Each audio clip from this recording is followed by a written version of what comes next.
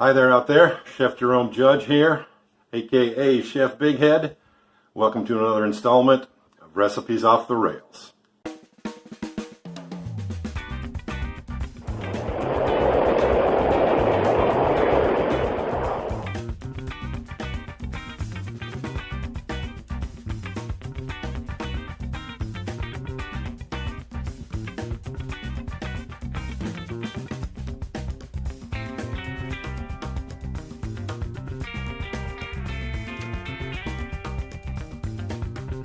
Howdy, howdy out there. Welcome back to the www.thebloatedchef.com. Chef Jerome Judge here, aka Chef Big Head. Gonna knock out a quick, well-researched pizza dough recipe for you folks today. Just something I've been fiddling with. And my pizza dough seems to come up pretty good, even though I don't have a proper oven to cook it with. We shall remedy that soon, trust me. But here we go. I've gathered up most of the components. What we're gonna do here is, you want some good warm tap water, somewhere between, they say 110 is ideal. I temp this out, it's only about 100 because it's been sitting and my big mouth has been running. So I'm going to give it about 20 seconds in the microwave. Should get it up to 120 or so.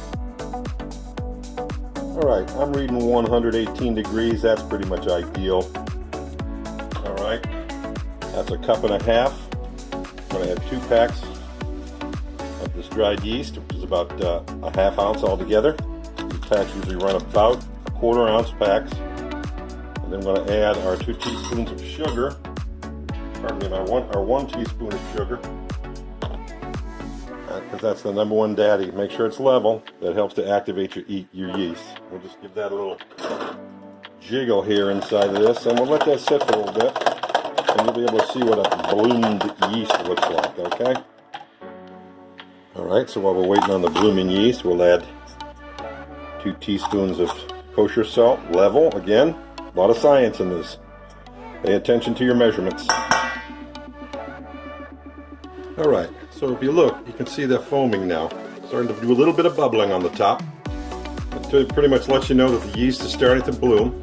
So we're going to go ahead and pull our 3 cups of all-purpose flour and our half cup of rice flour for you non-gluten folks. I'm going to add that in a little at a time back to the dry mix. Alright, we're going to start that mixing process. Okay, now I'm going to veer off the tracks here and go off the rails a little bit. Put some of God's good fresh green herb in there. You just go ahead and call that basil, okay? So we'll start out with 1 of our 2 tablespoons of olive oil, and that is also a THC garlic oil. And then we're just going to keep working that in with this fork. Now, if you look, you see it's pretty wet still, so that's why you always reserve a couple of tablespoons of your flour.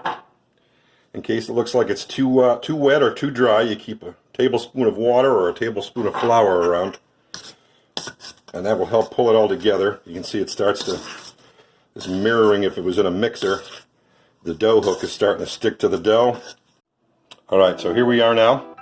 As you can see, that's still moving pretty good, right? But it peels away pretty cleanly now. So that feels like it might be right about perfect. Alright, we're going to pop that out onto a well-floured board, of course. I'm going to start getting our rolling motion so we get our pizza ball. That feels like that's going to go ahead and proof up real nice, and poof up real nice.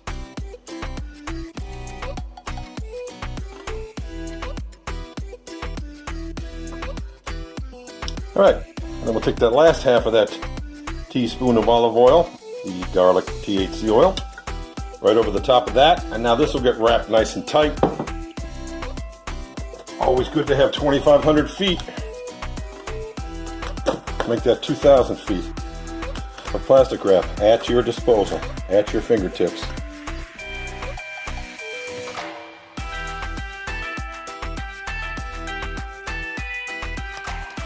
And it's just a nice simple clean and sanitize. And you got that beautiful John Boo's cutting board at your disposal. Also worth their weight in gold. Alright, so as you can see, this dough has doubled up nicely. We've got a well-floured workstation here. And quite simply what we're going to do is figure about 6 ounces, because I'm going to do most of these, if not all of these, for smaller flatbreads. and or grilled pizzas. So you take it off, I don't have a scale. We don't use them. It feels right. You want to do your little pinch, get that nice little dough ball going. Try not to work it too much. You don't want to get too much air in there.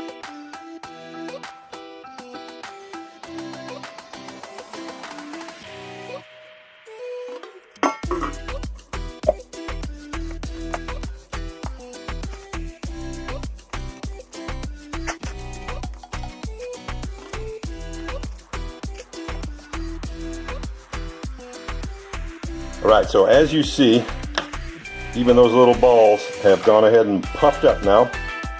The yeast is really starting to work hard. So what we're going to try to do here is slow that process down. We're going to wrap these, not tight, but at least liberally, and we're going to stick these in the freezer and pull them out as we need them.